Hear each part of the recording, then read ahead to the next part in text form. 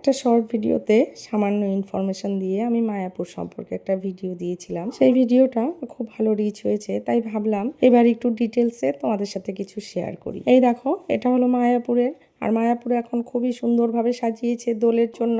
আর এটা হলো নামহট্ট ভবন। এরকমই ওদের নানা রকম ভবন আছে, নামহট্ট ভবন, যশোদা ভবন, গদা ভবন, অনেক রকম ভবন আছে যে বুক করা যায়। তো আমরা নামহট্ট ভবনে বুক করেছিলাম। সেটা অনলাইনে গিয়ে শুধু নাম লিখে একজনের নাম দিয়ে বুক করতে হয়।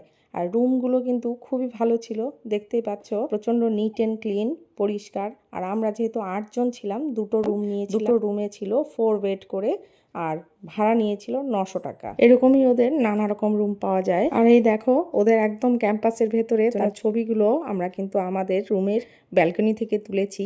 এখানে এসে তারপর আধার কার্ড দিয়ে সেই বুকিংয়ে টাকা প্রসেস করতে হয়, টাকা দিতে হয়। আগে কিন্তু বুকিংয়ের জন্য কোনো টাকা পয়সা লাগে না। এর জন্য প্রসাদ নেওয়ার জন্য বা খাওয়া দাওয়ার জন্য আর নামহট্ট ভবন, গদা ভবন সব জায়গায়ই সিস্টেম আছে।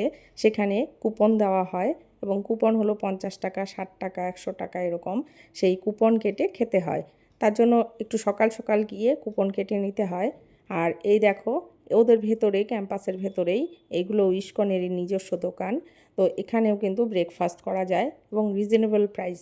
এমন না যে খুব হাইফাই দাম, খুব কম দামেই খুব ভালো ব্রেকফাস্ট এখানে পাওয়া যায়। তো আমরা এখানে খেয়েছিলাম। এটাও কিন্তু রিজনেবল, একদমই রিজনেবল এবং খুব পরিষ্কার, নিট অ্যান্ড ক্লিন, এবং কোয়ান্টিটিও প্রত্যেকটার খুব ভালো দেয়। সকাল সকাল পৌঁছে গেলে লাঞ্চের জন্য কিন্তু আগেই টিকিটটা কেটে নেবে গদা ভবন কিংবা নামহট্ট ভবনে, নয়তো টিকিট কিন্তু 12টার মধ্যে শেষ হয়ে যায়। আর এর যদি না পাওয়া যায় তবেও অপশন আছে, ওখানে ভেতরেই কিন্তু অনেক হোটেল বা রেস্টুরেন্ট আছে, এগুলো ইস্কনের নিজস্ব, এবং খুবই ভালো খাবার দাবার। আর রাতের খাবারটার জন্য টিকিটটা কিন্তু সন্ধ্যে 7টার মধ্যে কেটে নিয়ে আসবে, নয়তো কিন্তু সেটারও টিকিট পাওয়া যায়। তো বাইরের যে রেস্টুরেন্টগুলো, সেটাতে আমরা খেয়েছিলাম। থালিটা দেখে তোমরা হয়তো বুঝতেই পারছো কেমন কোয়ান্টিটি, এবং খাবারের টেস্টও কিন্তু খুব ভালো ছিল। তার জন্য বলবো তোমরা দেখে তারপর কিন্তু অর্ডার করবে।